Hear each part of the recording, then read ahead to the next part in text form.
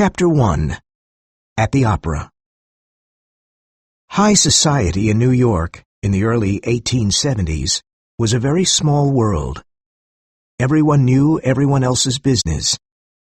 They all went out in the evenings, dressed in their finest clothes, to attend the theater, the ballet, or the opera, to visit people and to be seen. They gossiped about upcoming marriages and recent scandals. The ladies approved or disapproved of one another's dresses and hairstyles.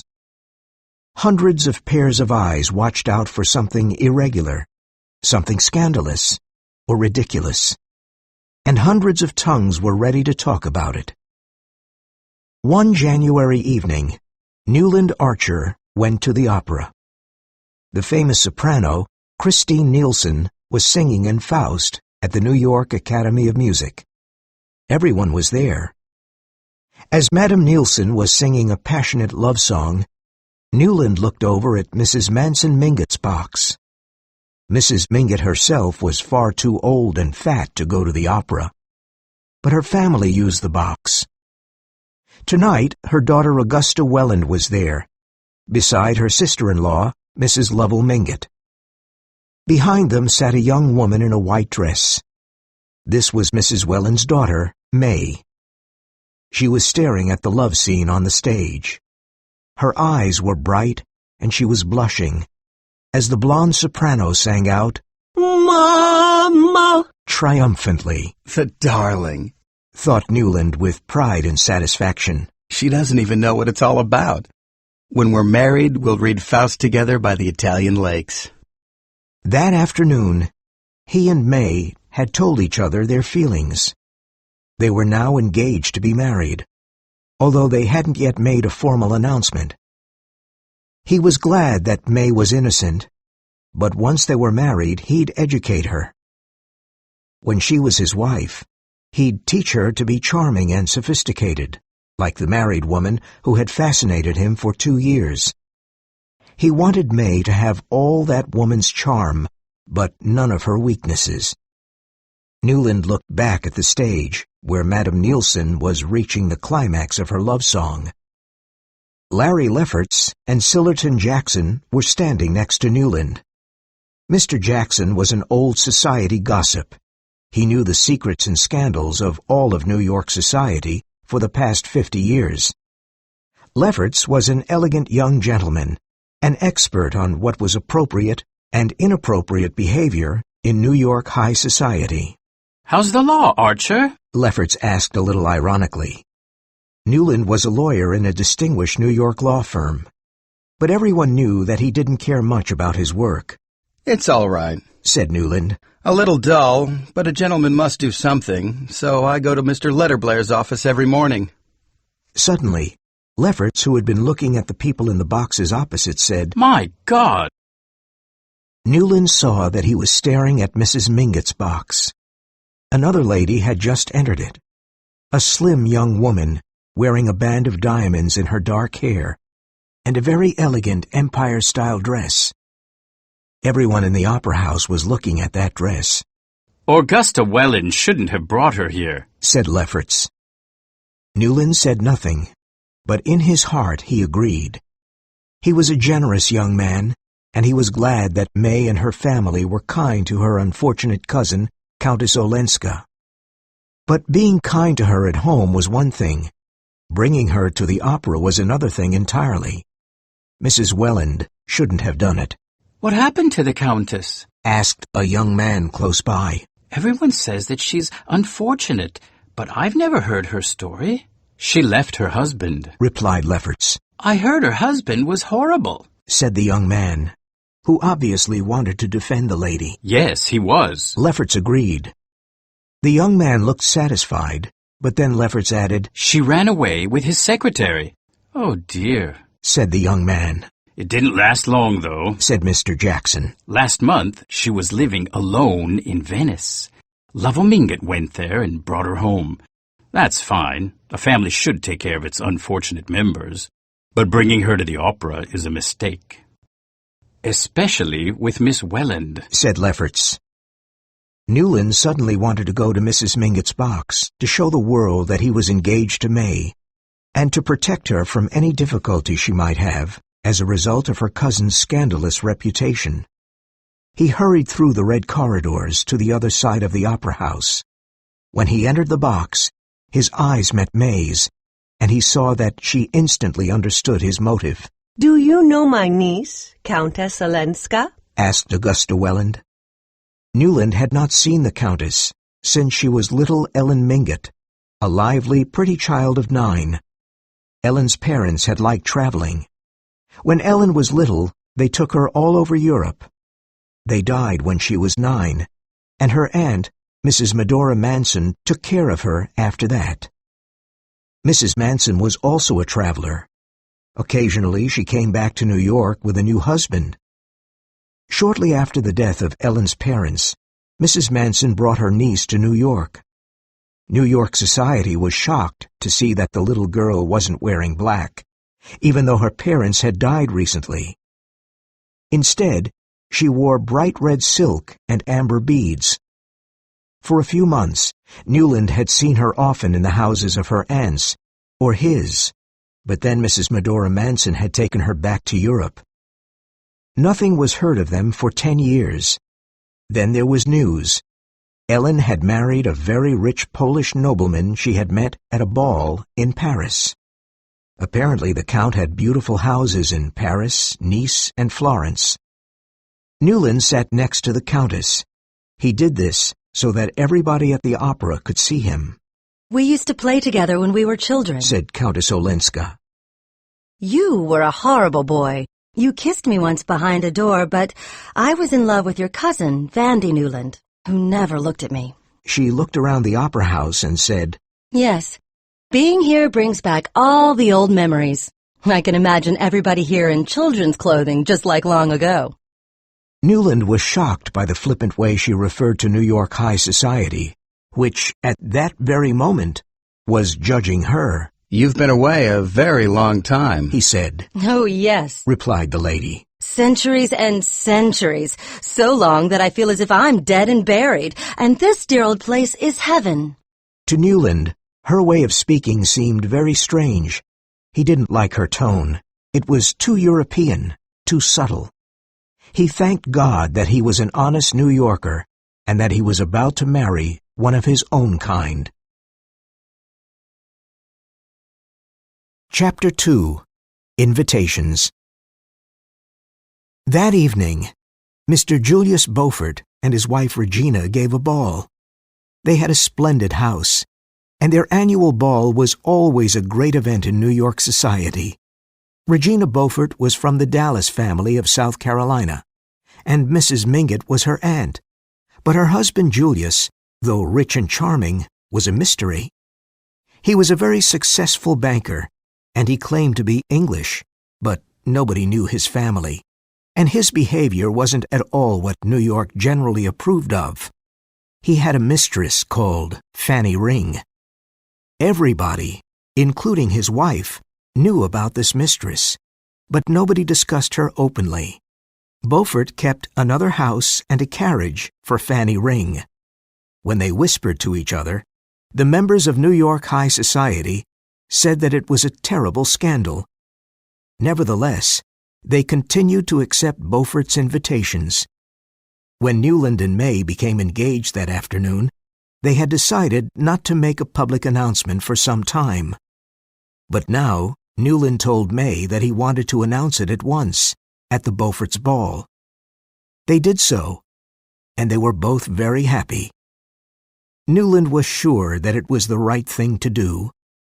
In announcing his engagement, he was announcing the connection of two important New York families, the Archers and the Wellins.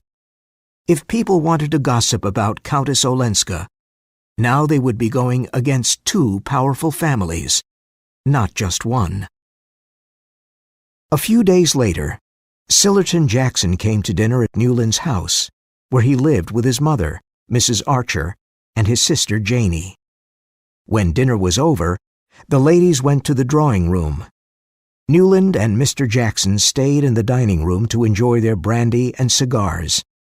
Have you ever met Count Olenski? asked Newland. Yes, once. Mr. Jackson replied. He is a very handsome fellow. He collects china and women.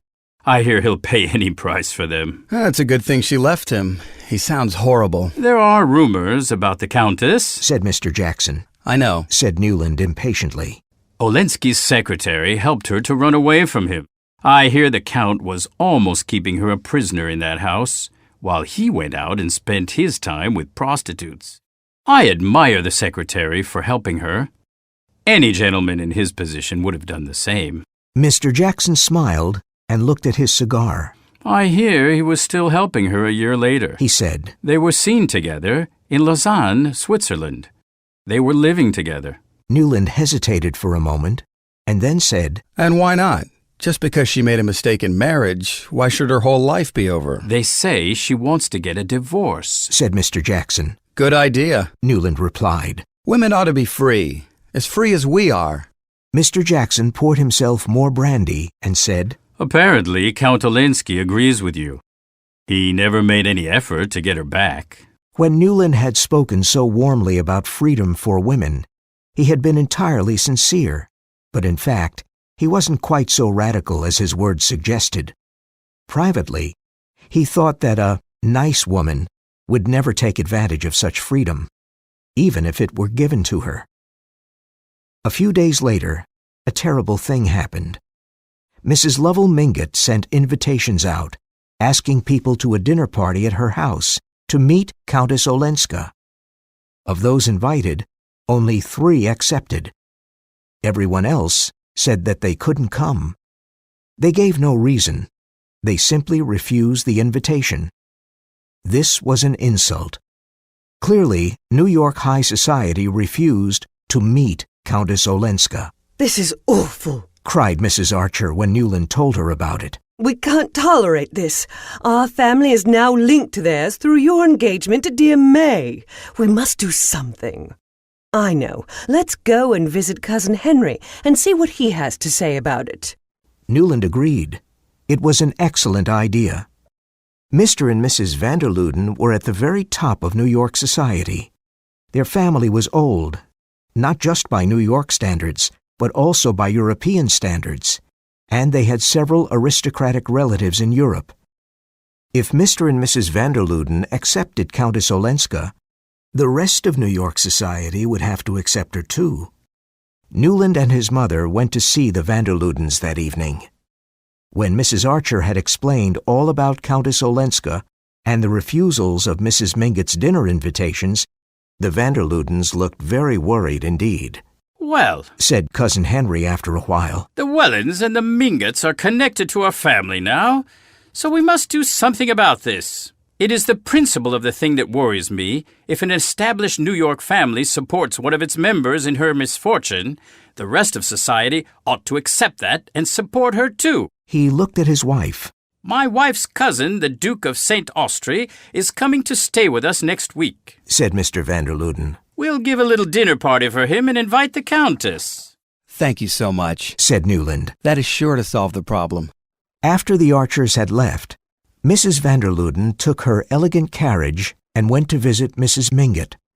2 hours later, everybody knew that Mrs. Vanderluden's carriage had been seen outside Mrs. Mingott's door. By the next morning, they also knew that the purpose of Mrs. Vanderluden's visit had been to invite Countess Olenska to a dinner party for the Duke of St. Austri. A week later, as he sat in the Vanderludens' drawing room, waiting for Ellen to arrive, Newland thought about her history and her strange, unconventional education. She walked into the drawing room half an hour late, wearing 1 glove and fastening a bracelet around her wrist, but she didn't look hurried or anxious.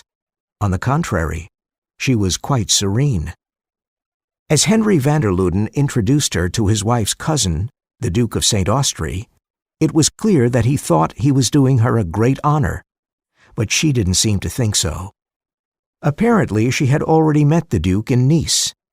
After dinner, the Duke sat beside her on the sofa in the drawing room, but after 20 minutes of conversation, Ellen left him and crossed the room to sit beside Newland. It wasn't traditional in New York for a lady to leave the company of one gentleman and seek that of another, but Ellen seemed unaware of this. You know the Duke already? Asked Newland, as she sat down beside him. Yes, he likes to gamble. He was often at our house in Nice. I think he's the dullest man I ever met, but people here seem to admire him. Newland was a little shocked, but he laughed. Tell me all about May, Said Ellen. Are you very much in love? As much as a man can be. Newland replied. Do you think there's a limit? If there is, I haven't found it. She smiled with real pleasure. Then it really is a romance. It wasn't arranged by your families? We don't allow our families to arrange our marriages here, Said Newland.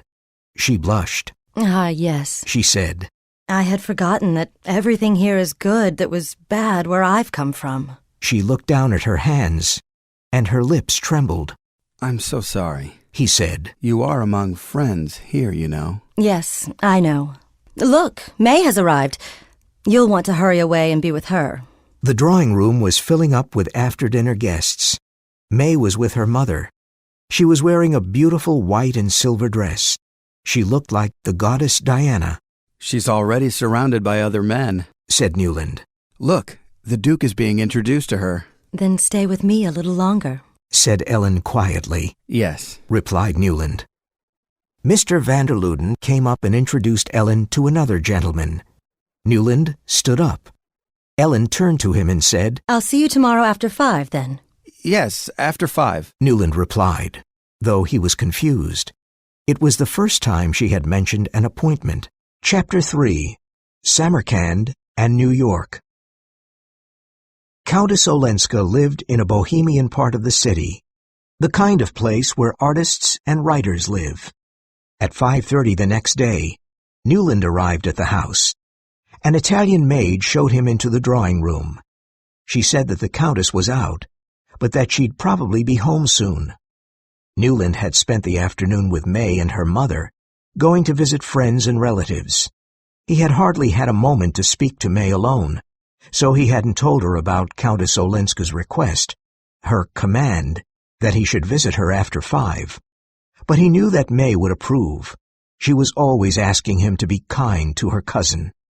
After all, it had been in part to protect the Countess that he and May had announced their engagement sooner than they had planned. If Countess Olenska hadn't come to New York, he would still have been a free man. The drawing room was beautiful and unconventional. It smelled of spices. Several modern paintings in old frames hung on the red walls. French novels lay on the table, and beside them stood a vase with 2 roses in it. In New York, no one ever left books in the drawing room, and no one ever bought less than a dozen roses. He tried to imagine the drawing room in his future home with May. May and her mother would decide exactly how it should look, and it would be completely conventional, nothing like this room. Hearing a carriage arrive at the door, he went to the window and looked out.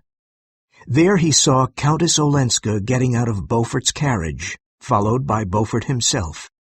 Beaufort kissed her hand and got back into the carriage. Ah! Cried Countess Olenska, coming into the drawing room. How do you like my house? It's lovely, Said Newland. I like it. I'm glad it's here in New York, in my own country and my own town, and I'm glad I live alone in it. Do you like being alone? Asked Newland. Yes, as long as my friends visit me so that I don't feel lonely. She sat down near the fire and said, This is the time of day I like best. I was afraid you'd forgotten the time. Beaufort can be very charming. Mr. Beaufort took me to see some houses. My family don't like this one. I don't know why. The street is respectable. But it isn't fashionable, Newland replied. Is that so important? She asked with a laugh. Then she added, But I want to do what you all do. I want to feel cared for and safe. New York is terribly safe. He said ironically. Yes, I feel that. She replied. She hadn't noticed his irony. She offered him a cigarette and lit one herself. You must help me. You must tell me what I should and shouldn't do. He wanted to say, don't drive around with Beaufort. But that was New York advice, and he didn't feel as if he were in New York here. This seemed more like a drawing room in Samarkand, There are plenty of people to tell you what to do. he said. Yes, my aunts and my grandmother, they've all been so kind, but they don't want to hear anything unpleasant. I tried to talk to them, but my Aunt Augusta told me it's better not to discuss these things. Doesn't anyone here want to know the truth, Mr. Archer? I feel so lonely living among all these kind people who want me to pretend. She began to cry. Countess Olenska, Ellen, don't cry. He said, touching one of her hands. Does no one cry here either? She asked, moving her hand to wipe her tears away. Just then the Italian maid came in and announced the Duke of St. Austry. Newland rose to his feet. I'd better go, he said. Out in the street, he felt that he was in New York once more. He stopped at a florist's shop to send lilies of the valley to May. He did this every morning, but today he had forgotten. Looking round the shop, he saw a vase full of yellow roses. He asked the florist to send them to Countess Olenska's address. He didn't sign the card. The next day, Newland went to see May. Thank you for my lilies of the valley. They smell so lovely. It's so good of you to remember to send them every day. They were late yesterday, said Newland. I didn't have time to send them in the morning. I sent your cousin some yellow roses at the same time. I hope that was the right thing to do. How kind of you. She had lunch with us today, but she didn't mention the roses. She said she'd received flowers from Mr. Beaufort and from Mr. Vanderluden. She seemed so pleased. Newland was annoyed that his own flowers had not been mentioned, even though he had failed to sign the card. Impulsively, he said, May, let's get married sooner than we planned. Why wait? Well, it's usual to wait a little while. Most New York couples are engaged for a year or two. Why can't we be different? Oh, Newland, I love you so much. You're so original. Original? he cried. On the contrary, we're all like paper dolls, exactly the same. We do the same things, we say the same things. He had an irritating sense that May was playing the part of a young woman in love, saying all the things such young women were supposed to say. Mother wouldn't like it if we were different, said May. She looked a little bored and irritated, but then she smiled and said, Oh, did I tell you? I showed my engagement ring to Ellen. She thinks it's the most beautiful ring she's ever seen. She says there's nothing like it in Paris. I do love you, Newland, for being so artistic. Chapter 4. Marriage is Marriage. 2 weeks later at the office, Newland was summoned by the head of the firm, Mr. Letterblair, who said to him, Mrs. Manson Mingott sent for me yesterday. She says her granddaughter, Countess Olenska, wants to divorce her husband. Mrs. Mingott gave me all the relevant papers and asked me to act for the family. She made it quite clear that the family don't want a divorce. It'd be a terrible scandal. I want you to go to the Countess and persuade her not to ask for a divorce. Can't someone else do it? asked Newland. The fact that I'm engaged to her cousin makes it rather difficult for me. It is precisely because you're engaged to her cousin that we're asking you to do it. Mrs. Mingott asked for you. It is a very private matter, and nobody else in the firm knows about it. Please take these papers and read them. Perhaps divorce is the best thing in this case. I can't promise to persuade the Countess not to divorce her husband unless I'm convinced that it's the right thing to do. I don't understand you, Archer, said Mr. Letterblair. You're going to marry into her family. Do you want that family to be the subject of scandal? No, of course not. But what I want is irrelevant. The Countess is here. The Count is in Europe. The Atlantic is between them. The Count has already given her some of her money back. He won't give any more. Why should he? The marriage agreement doesn't require him to do so, even in the case of divorce. Besides, they say she doesn't care about the money. If that is the case, she should just let things remain as they are. Reluctantly, Newland took the papers to his office and read them.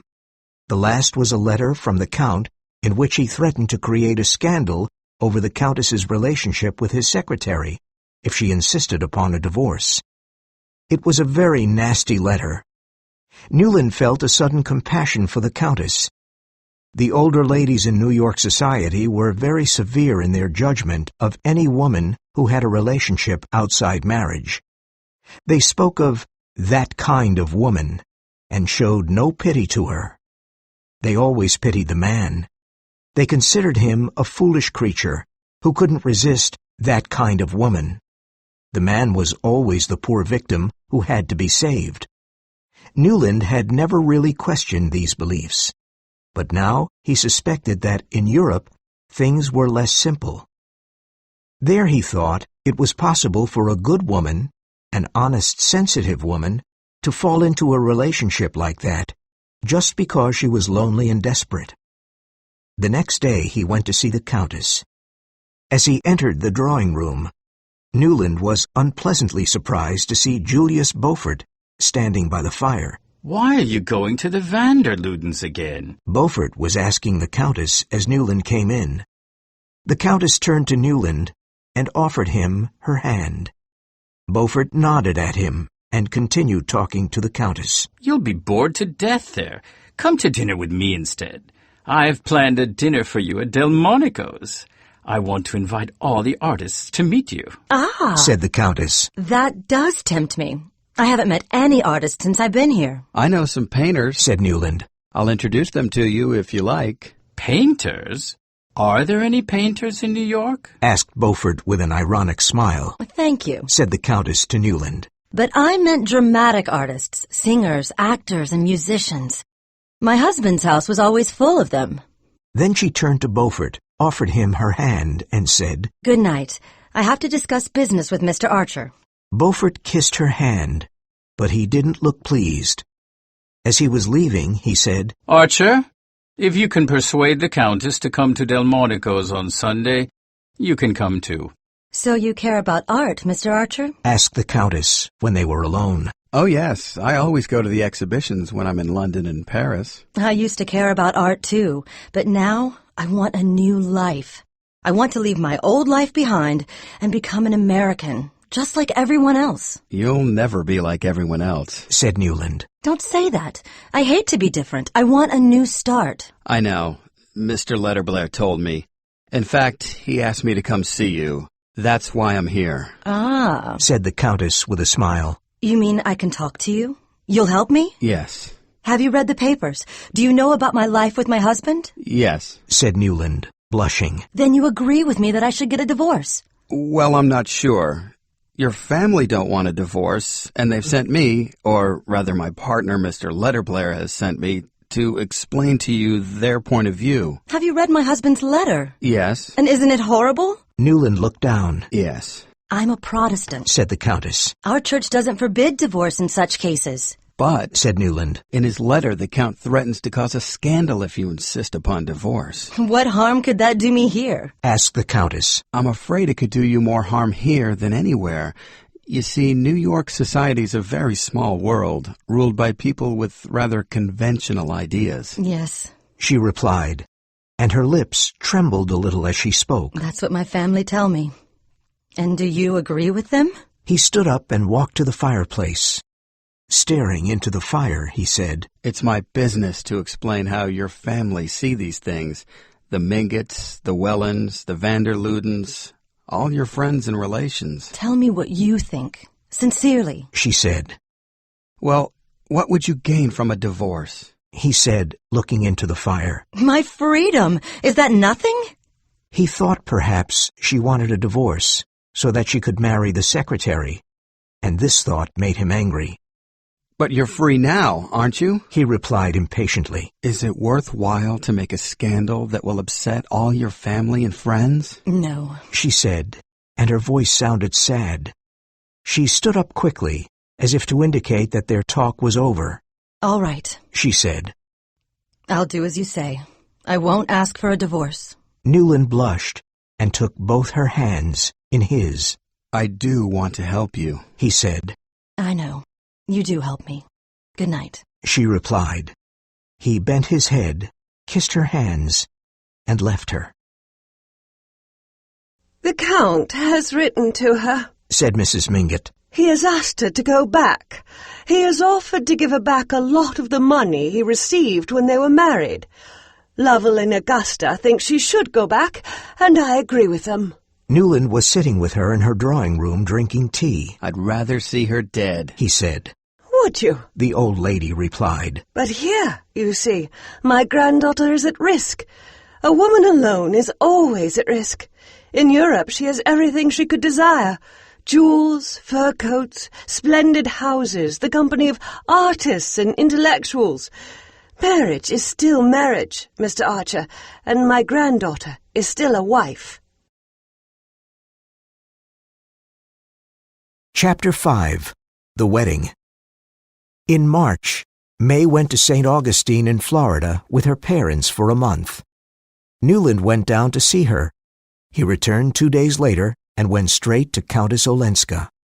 I went to St. Augustine to ask May to marry me after Easter, instead of waiting for another year, but she wouldn't agree. Why not? Asked the Countess, lighting a cigarette. She wants to give me time. For what? She thinks my impatience is a bad sign. She thinks I want to marry her soon to get away from someone else I love more.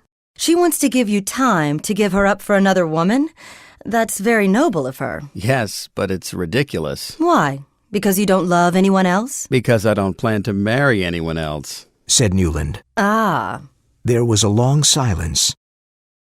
And is there another woman? Yes, May's right. There is someone else. He put his hand on hers. She stood up quickly and walked to the other side of the room. Don't do that, she cried. Newland stood up. I'll never do anything to offend you, he said. But you're the woman I would have married if it had been possible for either of us. Possible for either of us? She cried in amazement. But you're the one who made it impossible. You made me give up the idea of getting a divorce. You told me to save my family from scandal, and because my family was soon to be your family, for May's sake and for yours, I did what you told me to do. began Newland. I thought you were afraid of the scandal if the accusations in your husband's letter were made public. I had nothing to fear from that letter. All I feared was bringing scandal on the family, on you and May. Good God! He cried, putting his face in his hands. Then he heard her crying by the fire. He went over to her and said, Ellen, I'm still free, and you can get a divorce. We can be happy. He took her in his arms and kissed her wet face. No, we can't, she said. You're engaged to May, and I'm married. How can I marry May after this? He cried. You must. You don't understand how you've changed things for me. I didn't realize that people disapproved of me. I didn't know that they all refused Granny's invitation to a dinner to meet me. Later, one day when she was angry with me, Granny told me everything. She said that you went to the Vanderludens and asked them to invite me to dinner. She told me that you and May announced your engagement early so that I would have the protection of 2 families, not just one. I hadn't understood anything. Everyone seemed so kind, but no one was as kind as you. You explained to me why it was bad to ask for a divorce, and you were right. You showed me that it is wrong to find happiness by making other people suffer. As she spoke, he sat beside her, looking at the tip of her satin shoe sticking out from under her dress. Suddenly he fell to his knees on the floor and kissed the shoe. I don't want to go back to my old way of thinking, she said. Don't you see? I can't love you unless I give you up. Newland replied bitterly. And Beaufort? Is he going to replace me? He expected her to be angry, but she just went a little paler. No, she said. Why not? Cried Newland. You say that you're lonely. I won't be lonely anymore, she said. Now that I know you love me. Just then, the maid came in and handed a telegram to Ellen. She opened it, read it, and handed it to Newland. It was from St. Augustine. Papa and Mama have agreed that Newland and I can marry after Easter. I'm sending a telegram to Newland now. I'm so happy. Love, May. Newland and May were married the first Saturday after Easter. As he went through the ceremony and received everyone's congratulations, Newland felt cold and empty. They went on their honeymoon to all the usual destinations: London, Paris, Florence, Rome. Every hour of every day he was with May, listening to her innocent chatter. Often she irritated him. Her ideas were so conventional that, away from New York, she seemed narrow-minded and dull. They went home in July. There, Newland felt more at ease with May. She was one of the prettiest and most popular young wives in New York, and he was proud of her. A year passed. Newland now thought of his passion for Ellen as a moment of madness. How could he ever have thought of marrying her? It was ridiculous. Now she lived on in his memory only as a strange, eccentric fascination. In August, New York's best families went to Newport. Newland and May were no exception. They were there with their families, Newland's mother and sister, May's parents, aunt and uncle. One day, they went to visit May's grandmother, Mrs. Manson Mingott. She had just arrived from the city and was staying in her house by the sea. They found her sitting in a garden chair beneath a big tree. Newland and May sat beside her, and Mrs. Mingott rang the bell for tea. How nice to see you, Newland, cried the old lady. Will you be here for the whole month of August? May will, Newland replied. I must return to the city for business reasons from time to time. Ah, business. Many husbands find it impossible to join their wives here, except at the weekends. Marriage is one long sacrifice, as I often say to Ellen. Newland's heart seemed to stop at the mention of her name. Julius Beaufort is here now, but poor Regina has had to spend most of the month here alone. Julius's business keeps him in the city most of the time. Here Mrs. Mingott raised an ironic eyebrow, because everyone knew that the business that kept Beaufort in the city was a lady named Fanny Ring. From what I hear, continued Mrs. Mingott, his business isn't going very well. Apparently he invested in railways and lost a lot of money. That doesn't stop him spending money here, though. He came this morning to see Ellen, and he was telling me all about his new racehorses. Is Ellen here? asked May. Newland didn't breathe as he waited for the reply. Well, actually, she's staying with the Blankers in Portsmouth, but she has come to see me for the day, said Mrs. Mingott. Then she cried out, Ellen! Ellen! The maid came out of the house and said, The Countess has gone for a walk by the sea, madam. Newland, will you go and find her? asked Mrs. Mingott. Certainly.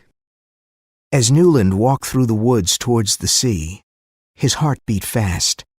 He'd heard her name mentioned often enough in the 18 months since he'd last seen her.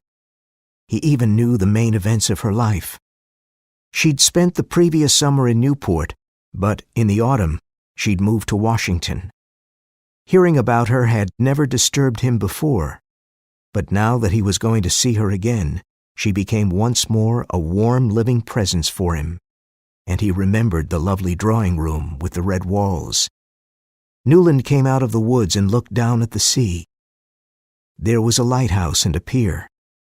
The sun was sinking, and the whole scene was bathed in golden light.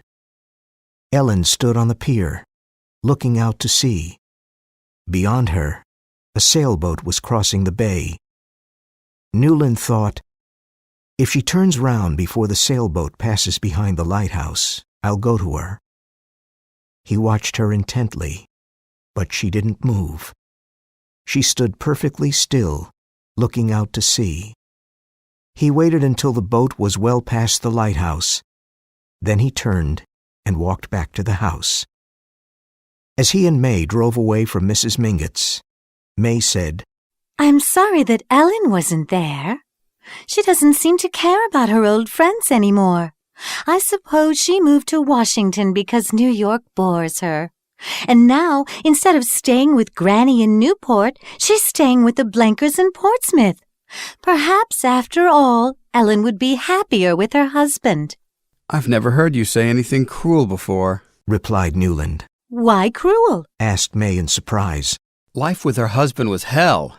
Do you think she'd be happier in hell? Well, she shouldn't have married a foreigner then, said May. Chapter 6. Boston. Mrs. Archer said they'd all been invited by Professor and Mrs. Emerson Sillerton to a party for the Blankers. It's a terrible bore, of course, but the Sillertons are related to Sillerton Jackson, so I suppose at least some of us will have to go. I'll go with Mother, said May. I'm afraid I can't go, said Newland. I've arranged to go to a farm in the north to look at some horses.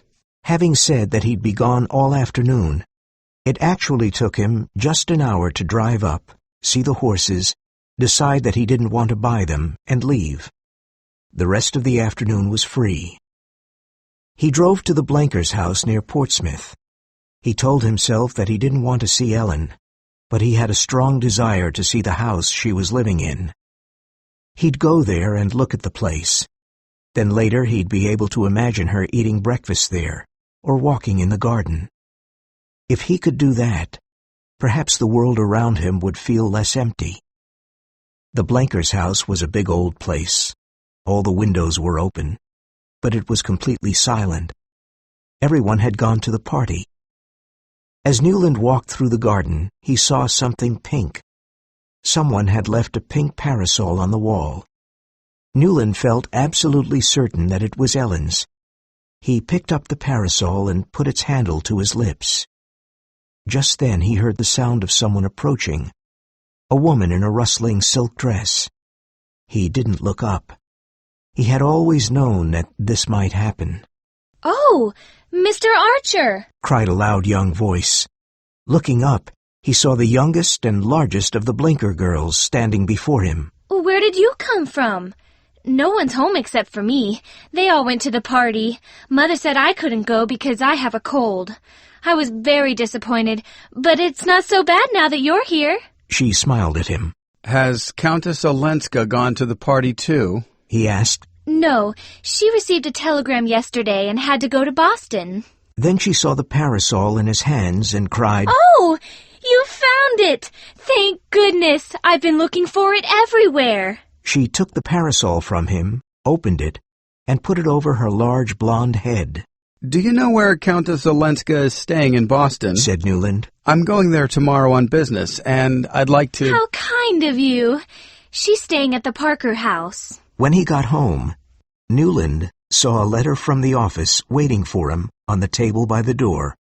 He opened it as he went into the drawing room, where he could hear voices. May and Mrs. Welland were back from the party. The letter contained nothing important. When he'd read it, Newland put it in his pocket and said to May, I've had a letter from the office. They want me to go to Boston tomorrow on business. The next morning he took the train to Boston and a taxi straight to the Parker house. But the receptionist told him that the Countess was out. Out? Repeated Newland, as if it were a word in a foreign language. He left the hotel and went for a walk in the park. As he was walking there, feeling anxious and frustrated, he suddenly saw her sitting on a bench under a tree. She looked rather tired and sad. She was holding a gray silk parasol. How could he ever have thought she'd have a pink one? He walked up to her. She looked up, startled, and said, "Oh." But then a lovely smile spread over her face. "Oh," she said again, in a different tone. Newland sat beside her on the bench. I'm here on business, he said. What a surprise to see you here. He didn't know what he was saying. He felt as though he were shouting at her across a large distance, and that she might vanish before he could get to her. "I'm here on business, too," she said. What business? He asked. "Very unconventional business," she said with a smile. "I've just refused to take back a sum of money that belonged to me." Your husband has come here to meet you? "No. At this time of year, he is always at Baden-Baden. He sent a messenger, his secretary." She said the word as casually as if it were any other word in her vocabulary. "But I've refused, and I'll go back to Portsmouth by the afternoon train." She looked at Newland for a while, then said, "You haven't changed." He felt like saying, I had, till I saw you again. Instead, he stood up and said, Let's go out to lunch together. Why not? Haven't we done all we could? "You mustn't say things like that to me." I'll say anything you like, or nothing. I won't open my mouth unless you tell me to. I just want to listen to your voice. It's 100 years since we met. It may be another 100 before we meet again. Why didn't you come down to meet me by the sea that day at Granny's? She asked suddenly. Because you didn't look round. You didn't know I was there. I told myself that I wouldn't go to you unless you looked round. He laughed at his own childishness. But I didn't look round deliberately. I knew you were there. When you drove in, I recognized the carriage, so I went down to the beach. To get as far away from me as you could? Yes. He laughed again. Well, you see, it's no use. My business in Boston was simply to find you. Come on, let's go to lunch. At the restaurant, they talked and were silent. The silences weren't embarrassing. They were just as natural as the conversation. She told him what she'd been doing in the 18 months since they'd last met. I was so glad to come home to my friends and relatives in New York, she said. But after a while, I realized that I was too different to feel at home there, so I moved to Washington. I'll probably stay in Washington. You meet a greater variety of people and opinions there. People in New York blindly follow tradition, and the tradition they follow is somebody else's. Do you think Christopher Columbus would have taken all that trouble to cross the Atlantic if he had known that people in America would make a bad copy of European society? She smiled, but Newland felt irritated by her criticism of New York. Do you say that kind of thing to Beaufort? He asked. I haven't seen him for a long time, but I used to, and he understood me. You don't like us, cried Newland. And you like Beaufort because he's European. You think we're boring. Why don't you go back to Europe? He thought she'd be angry with him for saying that. But instead she sat in thoughtful silence for a while, and then said, I stay here because of you. He blushed and waited in silence, hoping that she would say more. At least, she added after a while, it was you who taught me that under the conventionality there are fine values, that people here care about their families and look after each other in a way that would seem strange where I come from. All the exquisite pleasures of Europe seemed empty and cheap then. He wanted to say, at least you've experienced exquisite pleasures. I never have. But he looked at her in silence. I've wanted to have this conversation for a long time, she said. I wanted to tell you how much you've changed me. You've changed me, too, cried Newland. Don't forget, I'm the man who married one woman because another one told him to. She blushed and said, You promised not to say things like that to me. Ah, how like a woman, said Newland. None of you has the courage to talk about the bad things. Is it a bad thing? For May? She asked. He heard the tenderness with which she spoke her cousin's name. Well, she continued, didn't you tell me that we always have to think of the feelings of others? We always have to think of the family to try to make them happy? If you think that my marriage is a success, you're mistaken. If you think that by giving me up you've made May happy, you're wrong. You gave me my first glimpse of real life, and then you told me to continue the false life. No one could endure that. I'm enduring it, she cried, her eyes full of tears. Suddenly her entire soul, everything she was feeling, was expressed in her face. You too? Oh, all this time you've been going through this misery too? For answer, the tears flowed down her face. Don't go back to Europe. Please, don't go, he said. I won't, she replied. As long as we can stand it. He sat in silence, trying to fix her words in his memory. He knew that he would never again feel entirely alone.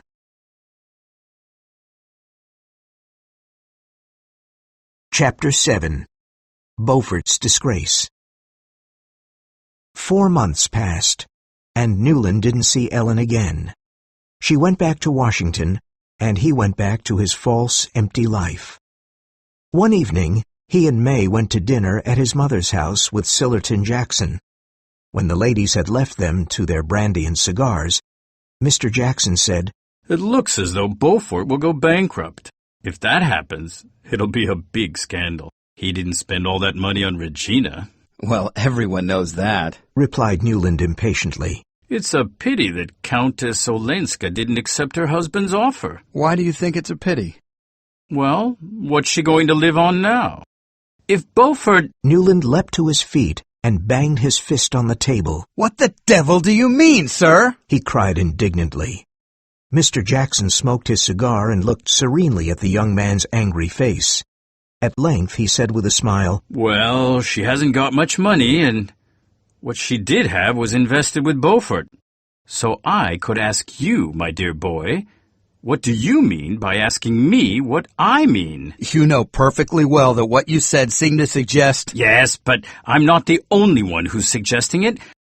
Larry Lefferts told me, and he isn't the only one talking about them either. Newland was afraid of having shown too much to this observant old man. I think it's time we joined the ladies, he said. Newland decided to go to Washington to visit Ellen. He could wait no longer. He had to see her.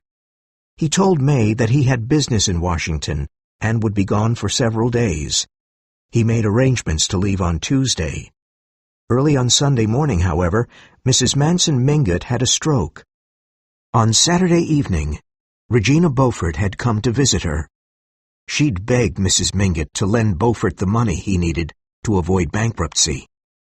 She'd insisted that the whole family's honor depended on this. I'm a Dallas, Regina had cried to her aunt. No, Regina, The old lady had replied. Your husband has ruined himself and hundreds of innocent people who trusted him with their money. He has brought shame on anyone associated with him. You were a Beaufort when he covered you in diamonds, and you're still a Beaufort now that he has covered you in shame. At 3 a.m, Mrs. Mingott had called her maid. The maid found her sitting up in bed, unable to speak properly or to move her left arm. She sent a messenger to the doctor's house and to the houses of Mrs. Welland and Mr. Lovell Mingott, the old lady's children. The rest of the family arrived at 6 and went in to see her one by one. They were relieved to see that she was a little better.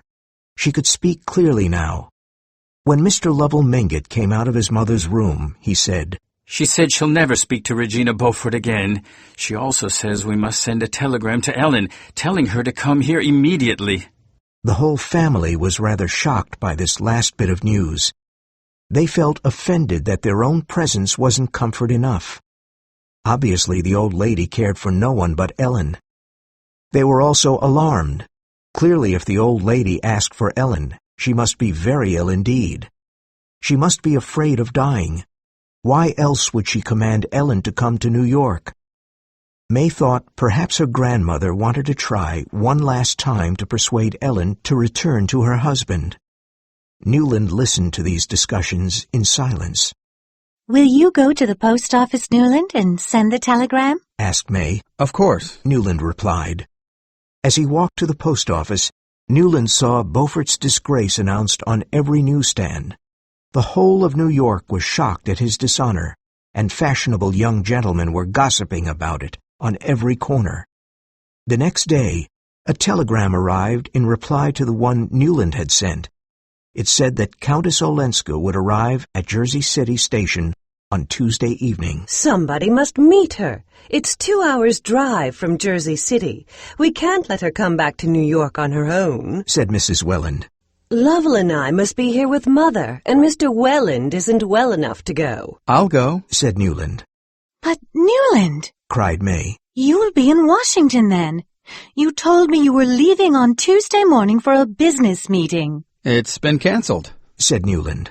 So I can go and meet Countess Olenska. It's no trouble at all. Really? Said May in amazement. What a coincidence. She looked at him, and her eyes at that moment seemed so blue that Newland wondered if there were tears in them. Oh, thank you so much, Newland, said Mrs. Welland, and May looked down.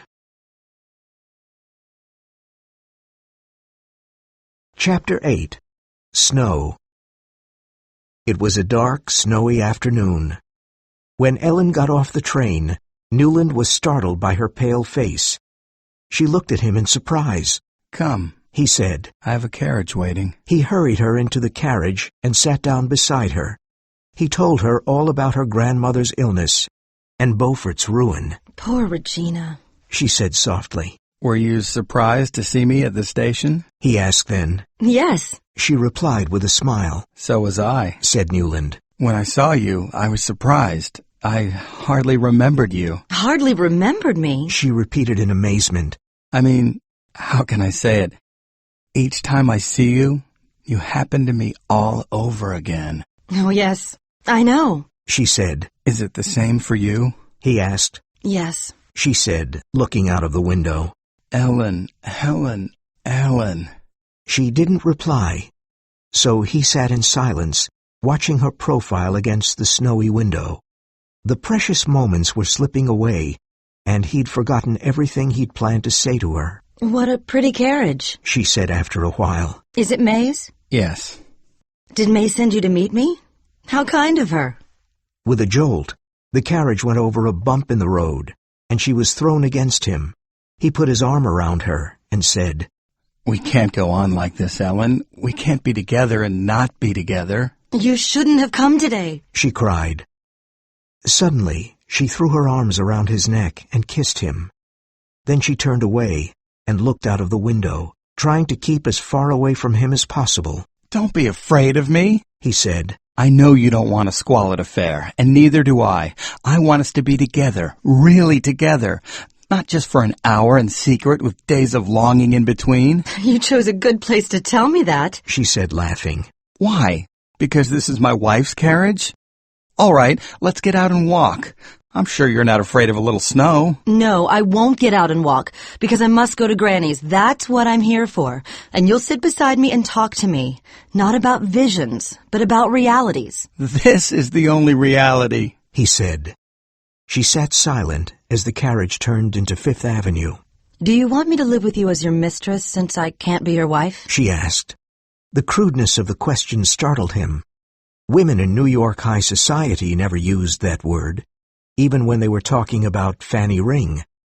Ellen spoke it clearly and simply, as if it were a normal word in her vocabulary. I want to go away with you to a world where words like that, ideas like that, don't exist. A world where we'll just be two human beings who love each other. She laughed again. Oh, my dear, where is that country? She said.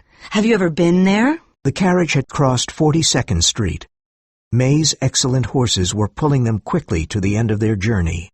Soon the precious 2 hours would be over. So, what is your plan for us? Asked Newland. For us? There is no us in that sense. We're near each other only if we stay far from each other. Then we can be ourselves. Otherwise, we're only Newland Archer, the husband of Ellen Olenska's cousin, and Ellen Olenska, the cousin of Newland Archer's wife, trying to be happy behind the backs of the people who trusted them. I'm beyond that, said Newland. No, you're not, cried Ellen. You've never been beyond, but I have, and it isn't a place you and I want to be. He sat in silence, full of pain. Then he called to the driver and asked him to stop the carriage. Why are we stopping? This isn't Granny's, said Ellen in surprise. No, but I'll get out here, he replied, opening the door and stepping out into the snow. You're right. I shouldn't have come to meet you, he whispered to her. Then he called to the driver. Drive on. That evening, May returned from Mrs. Mingott's house just before dinner. Newland and May dined alone. Why didn't you come back to Granny's? Asked May as the servant filled her wine glass. I had some letters to write. Besides, I didn't know you were staying there. I thought you'd be at home. She didn't reply, and he noticed that she looked tired and sad. For the first time, Newland thought that perhaps the monotony of their life together caused her pain too. Then he remembered that as he was leaving Mrs. Mingott's house to go to Jersey City, she'd said to him, I'll see you back here then. He'd replied. Yes. But he'd immediately forgotten about it. He had had other things to think of. Now he felt slightly irritated that she should be offended by so trivial an omission after 2 years of marriage. After dinner, they went to the library for coffee. He sat down to read a history book. When they were engaged, he used to read poetry aloud to her. But after their marriage, he'd stopped doing that. Her comments on the poems were too depressing. Now he preferred to read history in peace. May took out her embroidery and started working on it. She wasn't very good at embroidering, but all the other wives embroidered cushion covers for their husbands, so May did it too. Every time he looked up from his book, there she was. Her sapphire engagement ring and gold wedding ring gleamed in the lamplight. She'll always be the same, thought Newland. In all the years to come, she'll never surprise me with a new idea or emotion. She was maturing into a copy of her mother. He put down his book, went to the window, opened it, and leaned out into the icy air. The snow was still falling. Big soft flakes of it were blowing in the wind. Newland, Said May. what are you doing? I want some fresh air. It's stifling in here. Please shut the window. You'll catch your death. He shut the window and turned to her. Catch my death. He repeated in a sarcastic voice. He wanted to say, I've caught my death already. I've been dead for months and months. But then he had another thought. What if May dies? Young, healthy people like May sometimes get ill and die. What if that happened to May? Then I would be free. She looked up at him in surprise. Newland, are you all right? Are you feeling ill? No. He said, returning to his chair. As he passed by her, he put his hand on her hair. Poor May. Poor? Why poor? She said with a nervous laugh. Because I'll never be able to open a window without worrying you. He replied. For a moment, she was silent. And then she said, I'll never worry if you're happy. My dear, I'll never be happy unless I can open windows. In this weather? She cried. Newland sighed and returned to his book.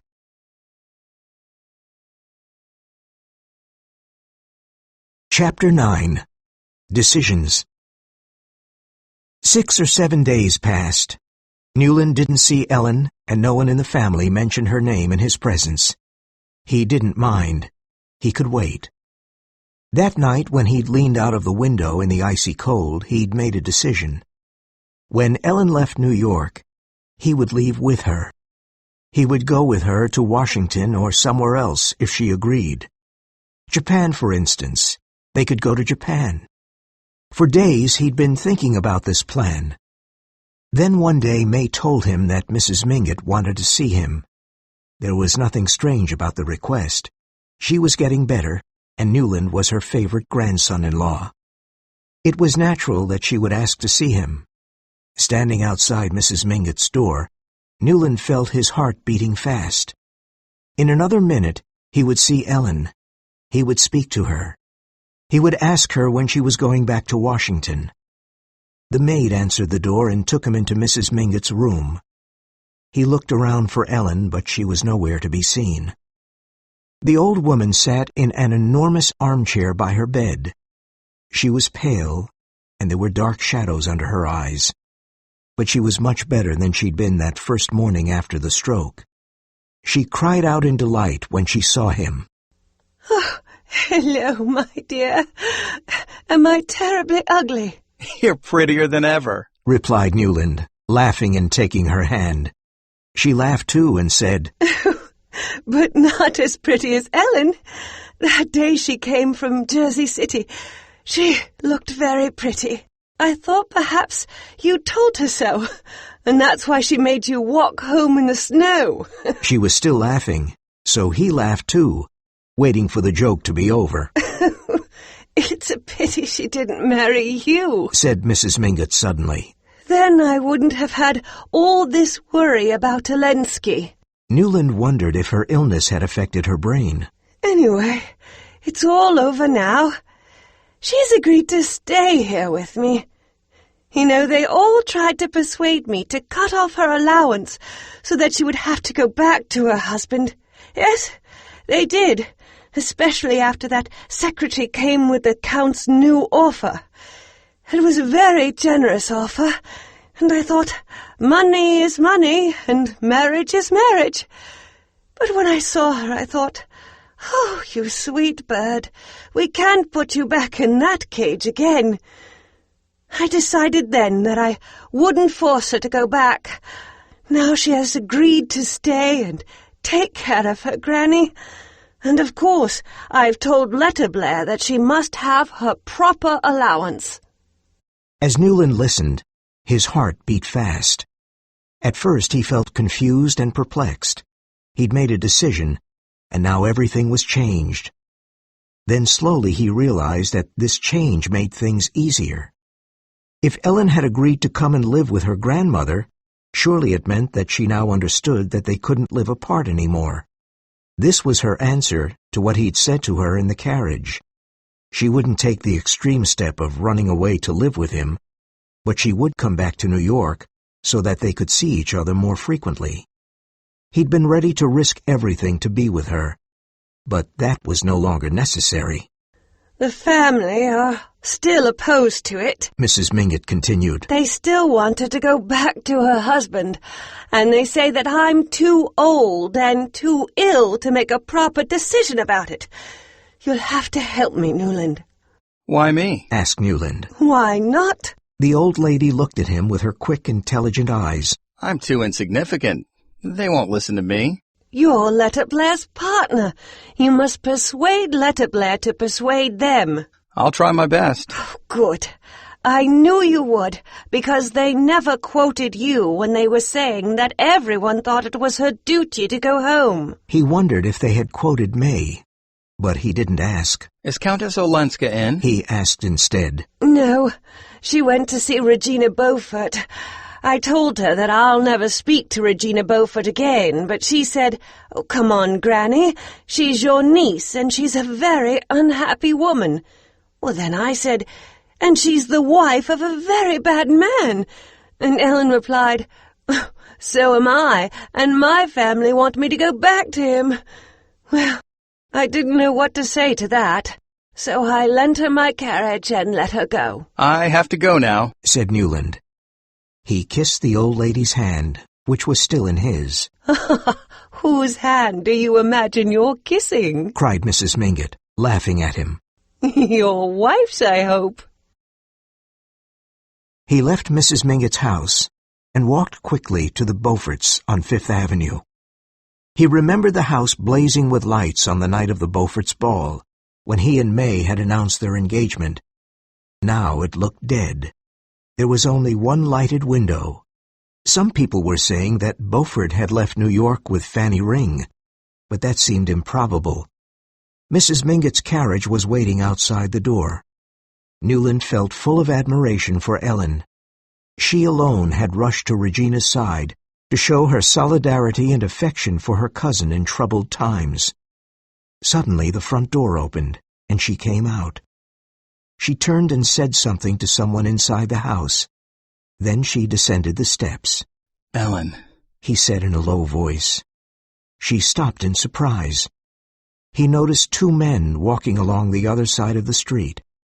They passed under a street lamp, and he saw they were Larry Lefferts and Sillerton Jackson.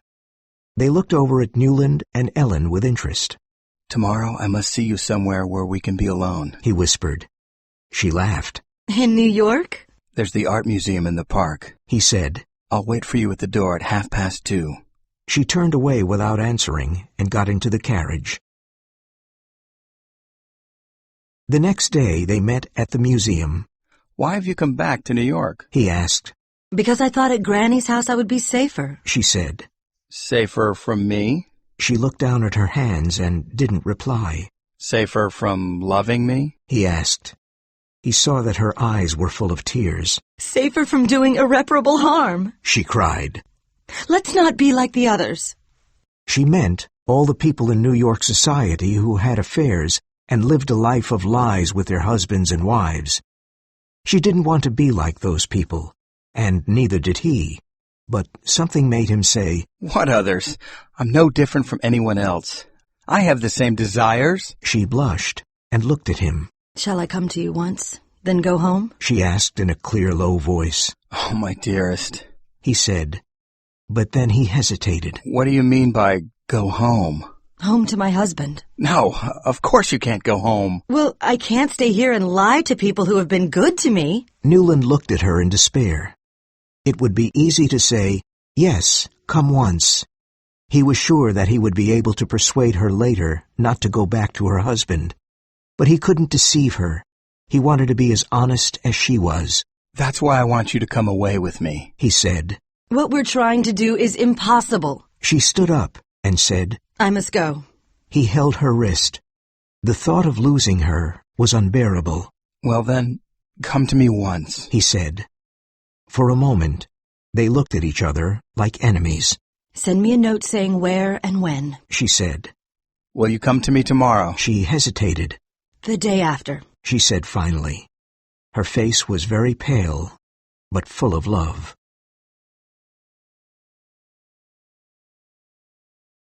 Chapter 10. A Farewell Dinner. The next evening, Faust was playing at the New York Academy of Music again. Everything was as it had been 2 years before, on the evening that he and May had announced their engagement. Newland stood in the box rented by his gentlemen's club, with Mr. Jackson and Lefferts. May was in her grandmother's box with her mother and aunt. The large blonde soprano on stage sang out, "Mama!" triumphantly. Newland looked at May. He had a strong desire to tell her the truth and ask for the freedom he had once refused when she offered it to him in St. Augustine. He ran through the red corridor to Mrs. Mingott's box. Entering quietly, he leaned close to May and said, I have a terrible headache. Will you come home with me? May whispered to her mother, who nodded sympathetically, and in 15 minutes they were at home in the library. Newland lit a cigarette. I want to tell you something, May, Yes, dear? said May, sitting down. It's time I told you something about myself. He began. Countess Olenska. Oh, why should we talk about Ellen tonight? Said May impatiently. I know I've been unfair to her. You've understood her better than most people. You've always been kind to her. But it doesn't matter now, does it? Now that it's all over? What do you mean? Asked Newland. Well, she's going back to Europe soon, and Granny approves of the idea and has given her enough money to be independent of her husband. I thought you knew.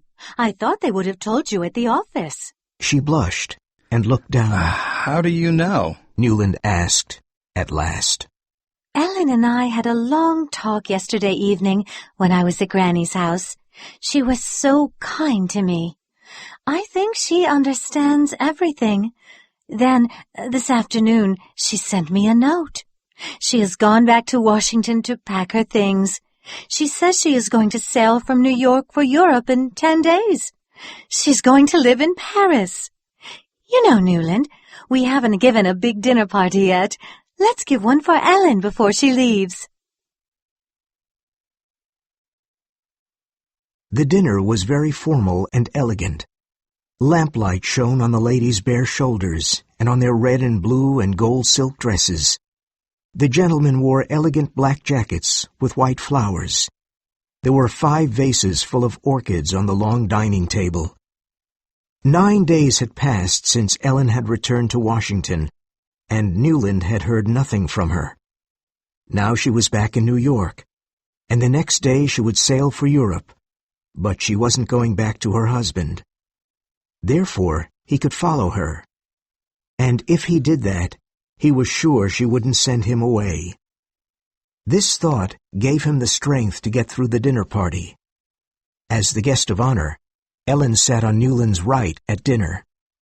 Her face looked pale and tired, almost ugly, and he had never loved it so much. He looked down at her hands. All the beauty that seemed to have deserted her face was there in her hands, her long pale fingers and slender wrists. He thought to himself, I would follow her just for the chance of seeing her hands again. Now that she was leaving, everyone was affectionate.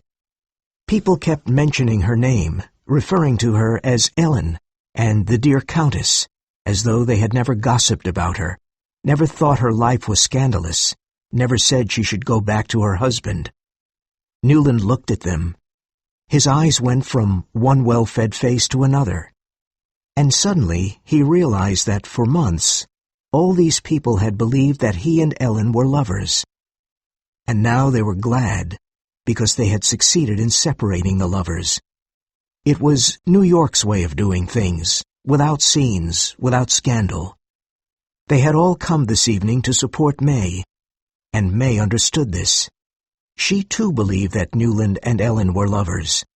She too approved of this way of avoiding unpleasant scenes.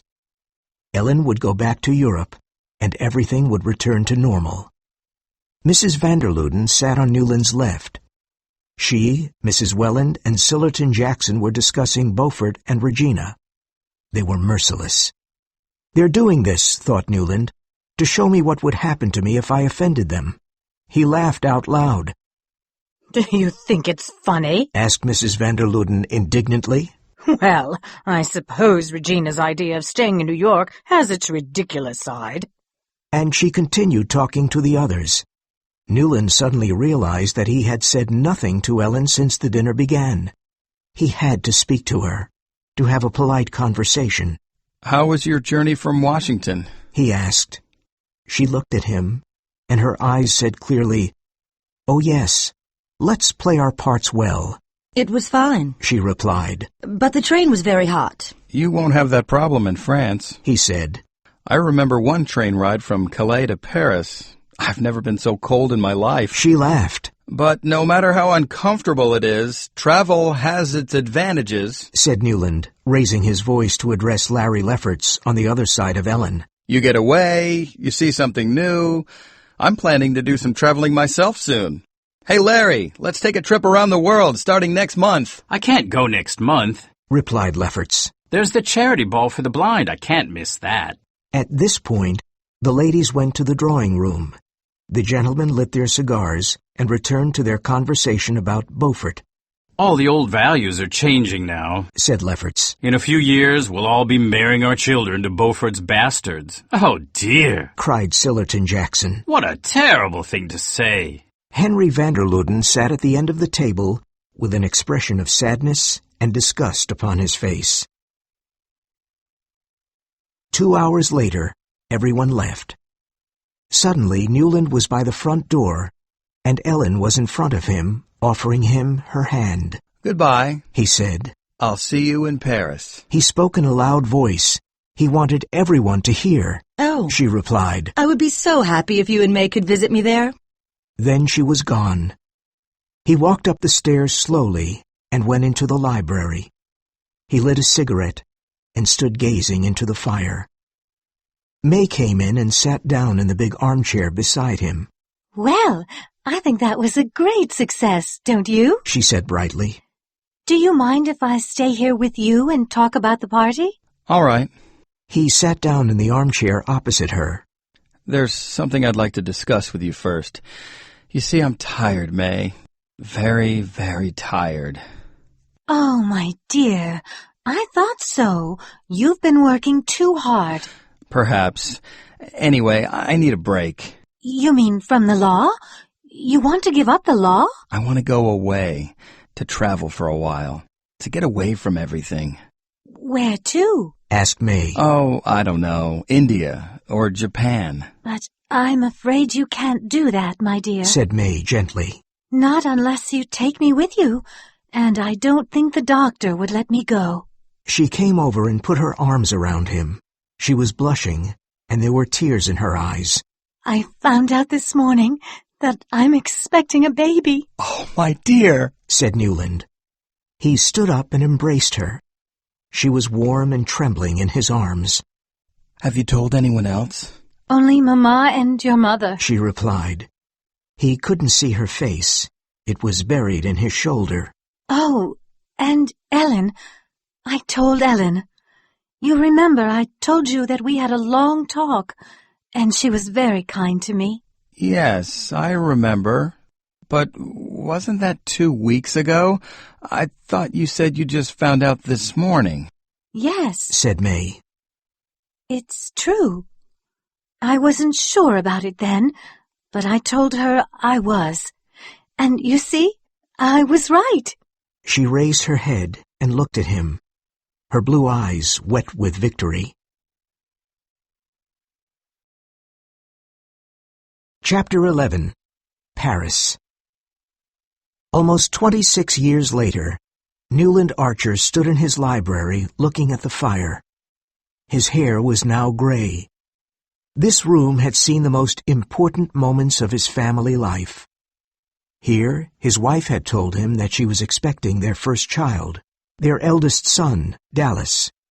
Here Dallas had been christened by the old friend, the Bishop of New York, because he was too delicate to be taken to church.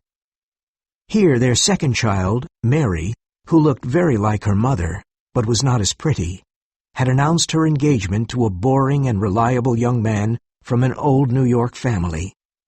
Here he and May had always discussed their children's futures. Mary had a passion for sports. Dallas was artistic and had finally found work in the office of an important New York architect. For the past 6 months, Dallas had been engaged to Fanny Beaufort. Lefferts had been right. Fanny was the illegitimate daughter of Julius Beaufort and Fanny Ring, but no one seemed to mind about that now. She was a delightful young woman, and Newland was glad to welcome her into the family. Perhaps May might not have approved, but she had died 2 years before, so her approval wasn't necessary. But above all, it was in that library that his friend Theodore Roosevelt, who was then governor of New York, had said to Newland, "You're the kind of man this country needs, if we're ever going to solve its problems." Newland had tried to be elected to public office, but without success. However, he continued his useful work for the city of New York and its people. For many years, for every public, artistic, or philanthropic project, people always wanted Newland's opinion. This was a big change for a man of his generation. Newland had escaped from the narrow world of old New York, when men thought about nothing except sport, money-making, and society. Even so, Newland knew he had missed something, the flower of life. When he thought of Ellen Olenska, it was abstractly, serenely, as one might think of an imaginary beloved in a book or a picture. She had become the image of all he had missed in life, and that image had kept him from other women. He had been a faithful husband, and when May had died, he had honestly mourned her. Their long years together had taught him that it doesn't really matter if marriage is a dull duty, as long as it kept the dignity of a duty. The phone rang. "Hello, Dad?" said a lively young voice from Chicago. "It's Dallas. Listen, I'm leaving for Paris on Wednesday, and I want you to come with me. I have to go for business, but if you come too, we can make it a holiday. Our last father and son holiday before I get married." Newland felt a little nervous. May hadn't liked traveling. Now he was used to that quiet life, and the idea of going abroad was a little frightening. But Dallas was right. It was their last chance to take a holiday alone, together. Yes, all right, he said, laughing. It was strange to be in Paris. For the first few years after Ellen had left New York, Newland had often thought of Paris as the setting of her life. He had imagined the horse-chestnut trees on the boulevards, flowering in the spring, the great river rolling under its splendid bridges, the life of art and study and pleasure. And now here it was. He was walking down those boulevards with his son, and his heart was beating fast. Looking at Dallas, he wondered if his son's heart beat like that in the presence of Fanny Beaufort. He thought probably not. Can your heart beat fast for something that is permitted? He remembered the calm way Dallas had announced his engagement, absolutely sure that no one would object. The difference between his generation and mine, Newland thought, is that they assume they will get everything they want, whereas we almost always assume that we would not. "Isn't this lovely, Dad?" said Dallas, putting his hand on his father's shoulder as they walked along. "We've had the whole day to ourselves, but now we must hurry. We're going to visit Countess Olenska at 5:30. Fanny made me promise to visit her. She said the Countess was so kind to her when she was in Paris." Newland stared at him in amazement. You told her I was here? "Of course. Why not? Tell me, what was she like?" Newland blushed and was silent under his son's curious gaze. "Come on, Dad. You and she were great friends, weren't you?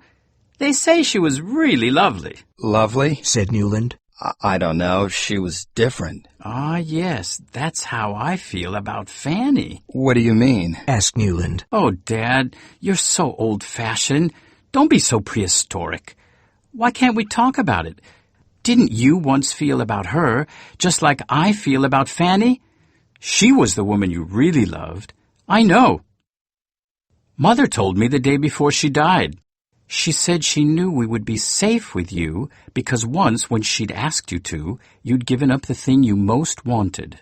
Newland walked on in silence. Then he said, She never asked me. No, I forgot. You never did ask each other anything, did you? Or tell each other anything. You just sat and watched each other and tried to guess what the other was thinking. You're not angry with me, are you, Dad? No, of course not. And it was true. He wasn't angry with Dallas for saying those things. It was a relief to know that someone had guessed and pitied him, and it was terribly moving to know that it had been his wife. And he wasn't angry that Dallas had arranged for them to go and visit Countess Olenska. She had never returned to her husband, and when he had died some years earlier, she hadn't changed her way of life. There was nothing now to keep them apart. After all, I'm only 57, he thought. They walked to the quiet square where Countess Olenska lived. The early evening light was golden. For 30 years, her life, of which he knew so little, had been lived in this golden light. Her life must have been full of interests, art, conversation, people, which he could hardly understand.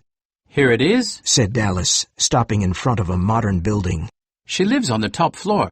Come on, it's almost time. I think I'll sit here for a while, said Newland. He sat down on a bench under a flowering horse-chestnut tree. Why? Are you ill? No, I'm fine. But please, go up without me. You mean you'll come up later? I don't know, replied Newland slowly. If you don't, she won't understand. Go on. I'll follow you. Dallas stared at him. But what shall I say to her? My dear boy, you always know what to say. All right. Shall I say that you're old-fashioned and prefer to walk up 5 flights of stairs because you don't like lifts? Just say I'm old-fashioned. That'll be enough. Looking perplexed, Dallas turned and walked into the building. Newland sat on the bench and gazed up at the balcony and the windows on the top floor. He calculated the time it would take Dallas to go up in the lift, ring the doorbell, be admitted, and walk into the drawing room. He wondered if it was true, as people said, that Dallas took after him. He tried to imagine the people in the drawing room. 6 was the hour for visiting. He was sure there would be more than one person there. Among them would be a pale lady with dark hair. She would hold out her hand to Dallas. He thought she would be sitting near the fire.